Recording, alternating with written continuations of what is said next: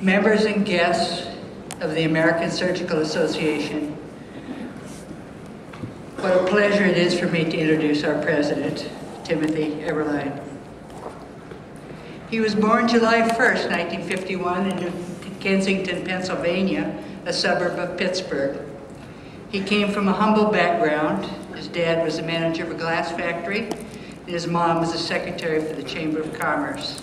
He was the youngest of two boys.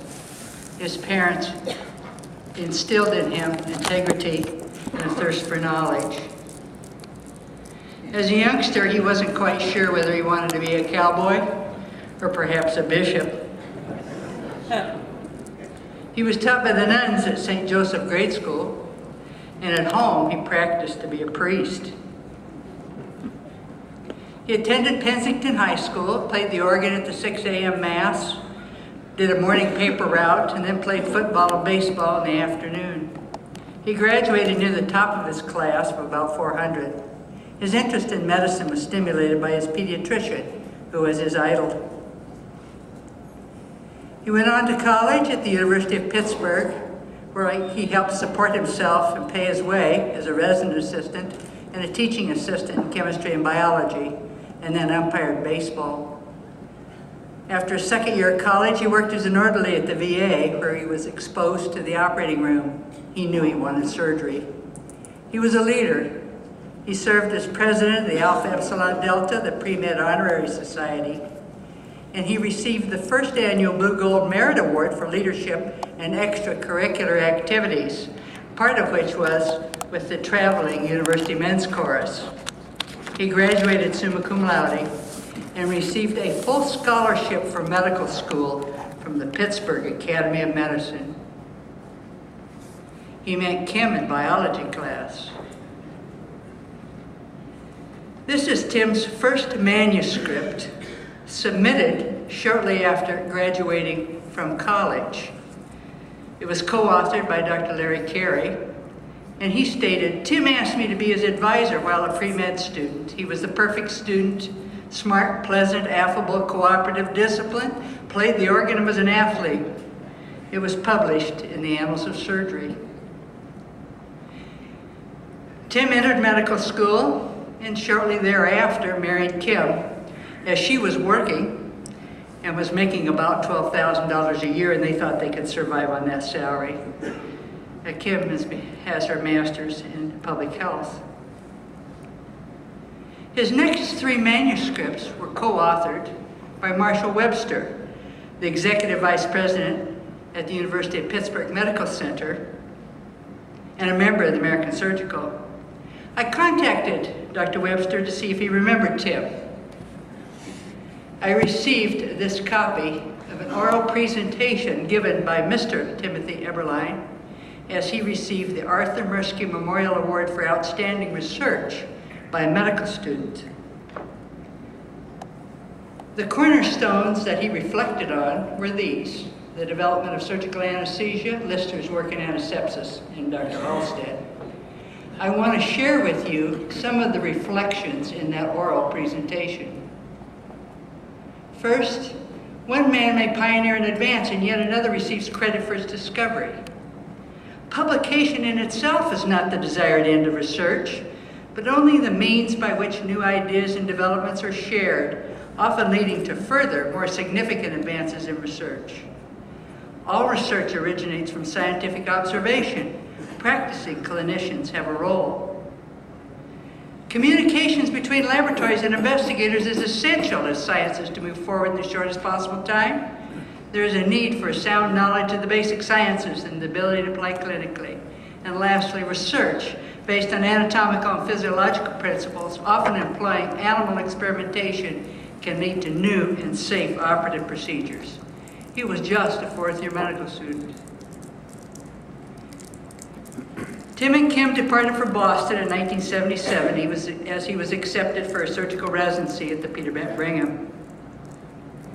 After 2 years, Tim accepted a research position with Dr. Steve Rosenberg at the NCI. The question was, would T cells cultured in IL-2 kill cancer cells at distant sites? Tumor cells would be injected into the mouse foot pad. Once cancer established, T cells injected into the tail vein.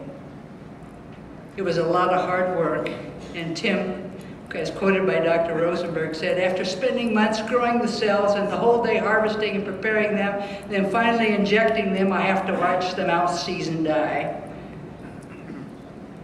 Dr. Rosenberg further states, I remember when one mouse had a seizure after a cell infusion. Tim ripped the plunger off the syringe, stuck one in the animal's mouth and the other in his own, and gave mouth-to-mouth resuscitation to this small black mouse, trying to get it to breathe again. He could not. There was a lot of frustration, but there was success. There were 11 publications as a result of this work with Dr. Rosenberg at the surgery branch of the NCI. Tim returned to Boston to complete his residency, and as a chief resident in 1984, he had a lot to be thankful for. He'd been accepted for a position as an instructor at the Harvard Medical School, and he now had son Justin. Over the next 13 years, he progressed to the Richard Wilson Professor of Surgery at Harvard, senior surgeon at the Brigham, chief of the Division of Surgery Oncology, and director of biological cancer therapy. He had 103 publications, including 28 in the Surgical Forum.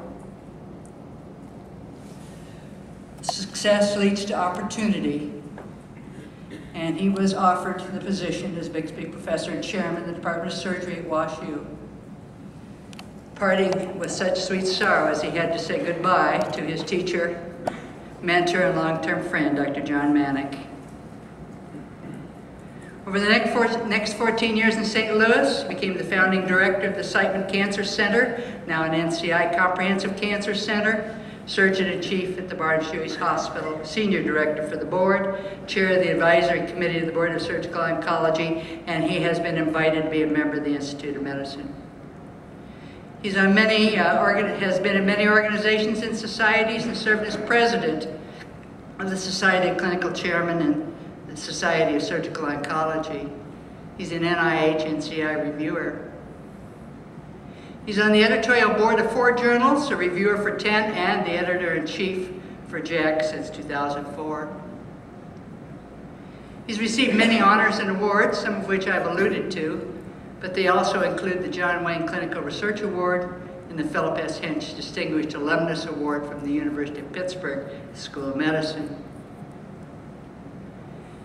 Academic productivity is remarkable. 166 peer-reviewed publications, 58 invited lectures, and he has been continuously funded since 1985 to the present time with current grants from NIH over $25 million. His research interests remain tumor immunology, immune therapy, etc. Tim is shown here with members of his department as they are celebrating following completion of a round of golf as a fundraising event for the department.